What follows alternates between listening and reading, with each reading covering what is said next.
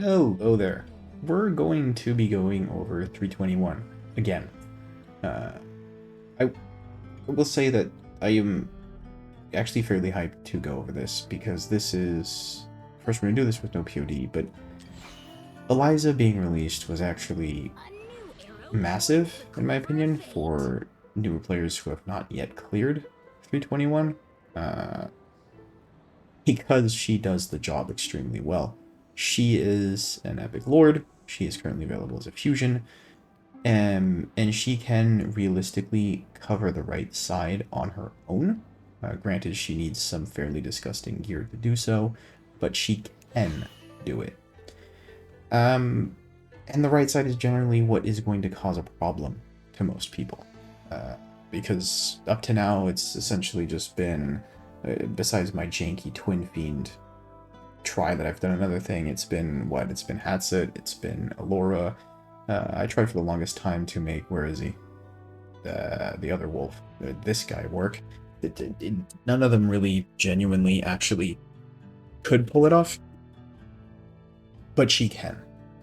And again, she is a lord, so she replaces Lunaria, who was essentially a dead unit in those who just had the Epic Lord. The rest of the team is, fairly reasonable. It's a Maul, Cyrene Hollow. I mean, you can see the champs, really. There's nothing too surprising here. So we're going to go right into it and work on it from there. We're going to want to place our strongest unit first, which is quite obviously Liam. The reason is just because we like Liam and Liam is good. So that's it. There's probably a better way to organize this early placement, but it's a question of principle. Liam has to come out first. We're going to want Idril and Dolores. Dolores will Invig boost Idril. One thing I will say on that is you don't necessarily need Dolores in good invigoration to do this. You could have just Dolores in good attack-focused gear and use, say, Cyrene turned right towards Idril in a tanky Invig set to boost her. You could have your Hollow or your Laurel, and that would take a little bit of RNG, but you could get it to work on some tries to land on Idril. And once it lands on Idril, you're essentially in the clear, you have what you want, and you can do the run, right? So we're going to ult with Idril, then ult with Dolores. We are then going to place Laurel as soon as possible and wait until Cyrene procs, and then recall Laurel. Place Hollow. Kill this guy on the left with Idril's ultimate. Idril is going to then start focusing this one on the right, swap back to the boss, and as soon as this thing gets close enough, finish that one on the right off. Hollow's going to take a hit or two, but that's okay. Here, we will want to do this in a fairly specific order. You are going to want to place Maul up here, and here's where it's fairly critical. You need to respect this timing. She needs to come out before this bomb spawns. If Livian is not out before that bomb spawns, the bomb will target Liam. And if that bomb targets Liam, it will wipe you. It will wipe your left side here, and it will fail your run. While we're kind of just sitting here in limbo between two things, you may note one thing: we're not using Idril's ultimate. If we do use Idril's ultimate, chances are she will kill this right side unit. If she does kill this right side unit, Eliza does not kill it. If Eliza does not kill it, her A1 does not get procced. And then if her A1 does not get procced, chances are you're not killing this right side second wave. And then Maul's just doing his thing over there because we don't care. The boss is now focusing all of her attacks on Livian, who we just dropped out, and we're going to sit tight and wait a bit. Here we can just now recall Cyrene, because Laurel is going to be ready soon.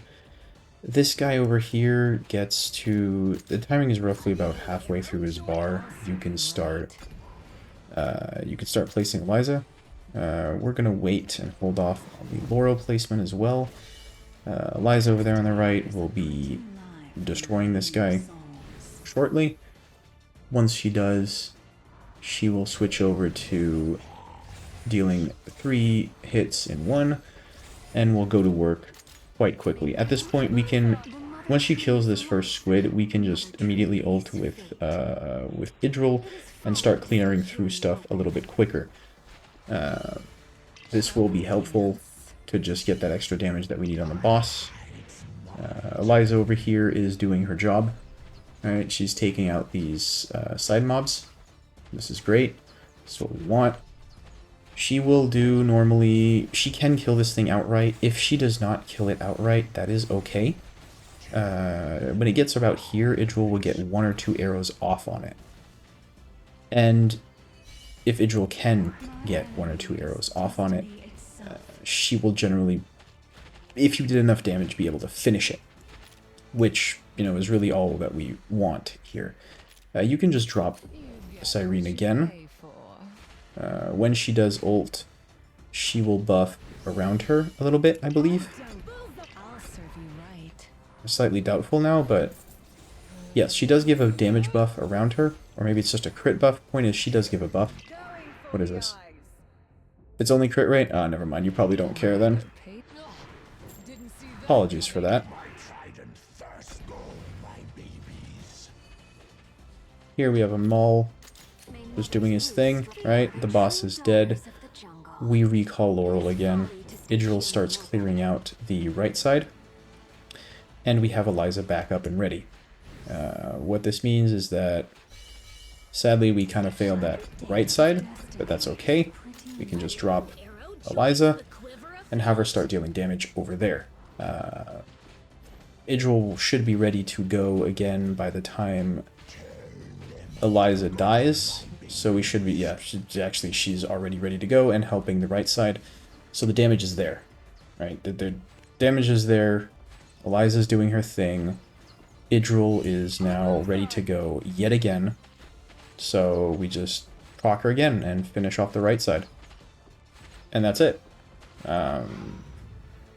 Only epics.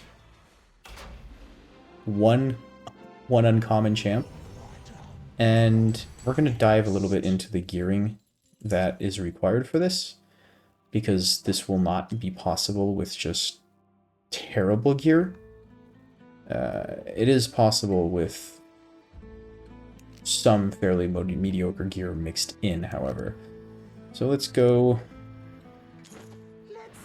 Actually, you know what? I don't know what I'm doing. It's going to be easier to see the actual gearing from here, because the team is now in here directly. So, Liam.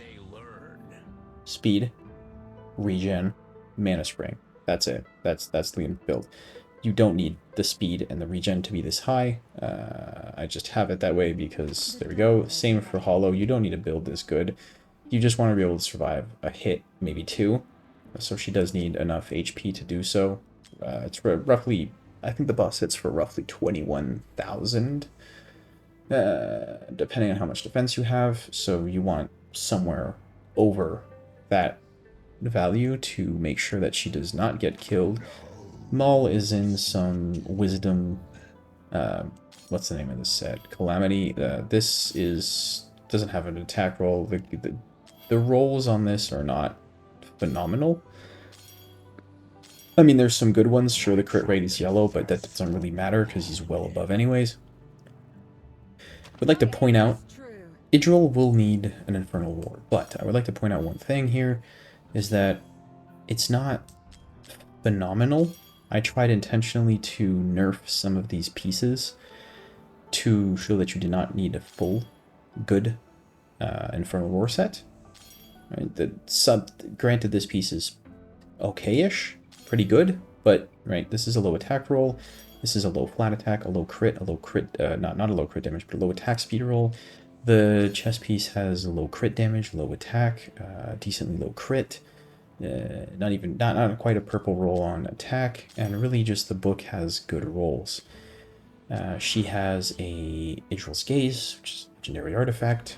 Still need to get that to plus 25 ideally, but again, none of this is crazy gear. By the time you're actually at 321, ideally you even want this crit. You probably want to boost that extra 10% crit because Idril's Gaze and whatnot, but the point here is that Idril does not need crazy good gear. You can get away with some okay-ish plus Infernal Roar. Livian doesn't have an artifact. Just has a hodgepodge mix of HP gear. That's it. She's just there to tank, really. Dolores, I did mention this, but she is an Invigoration. She does have some pretty good gear, but again, this is not necessary. You could just have good attack gear. It would probably work out fine, because again, you have two other options to fill in your Invig sets. You have Hollow here, you have Cyrene, and you have Laurel. Cyrene I have in a tanky Mana Spring set. You could get away with a tanky Invig set, I'm pretty sure. It shouldn't change much to the run. Your cost should still be up at roughly the same times. We already went over Maul. I'm losing track of what I'm saying. Laurel is just in some crummy Invig that I never even actually leveled. Just crit. It's, again, just overall terrible. Now, the one that will really need some good gear for this is Eliza. She has a plus 25 Spirit Siphon. Maybe you can make this work with an Idril's Gaze. It's an option. She has a lot of attack, a decent amount of crit damage, and some good attack speed. And she's running Calamity on left side, which, you know, granted it's only plus 30% attack speed to Strategic Warlord, but whatever. This is a quad chest piece, however, to get these values in attack. This is, again, a quad bangle. Here we just have a good ancient amulet and a good ancient ring. Now, 321 is the raid that I would heavily insist, or at least recommend, that you spend those Ascension materials you got from Void Rift to get a good Infernal Roar set. Or at least complete one. If not two.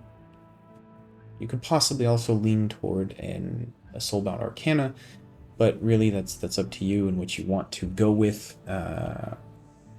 There are pros and cons for both.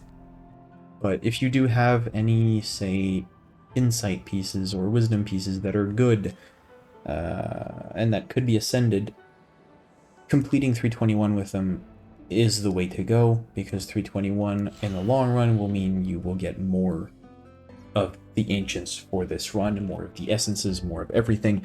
321 is the gear raid that will unlock the most progression, in my opinion. At least early on in your into endgame foray. But this is almost a different video entirely to talk about, and I'm going to call it right about here.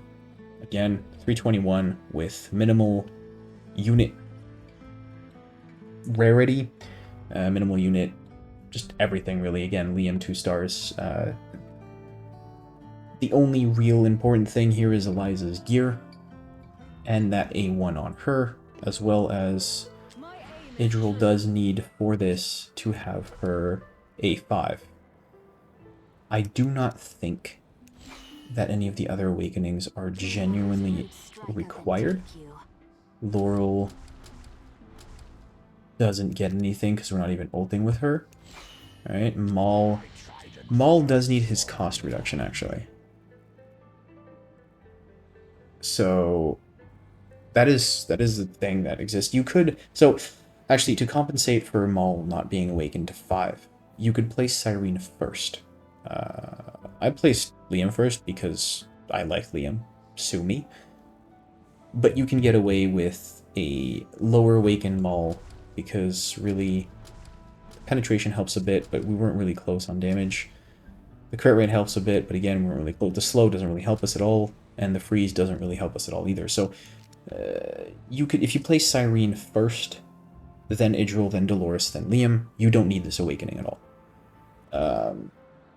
And then that leaves us with, what, Livian. Livian's a tank, she's not doing anything. Dolores awakenings, some RNG maybe from this helps a bit. The attack is pretty nice to have, but probably not fully mandatory. The A1 you will definitely need. But that's about it. So cheers and have a nice one.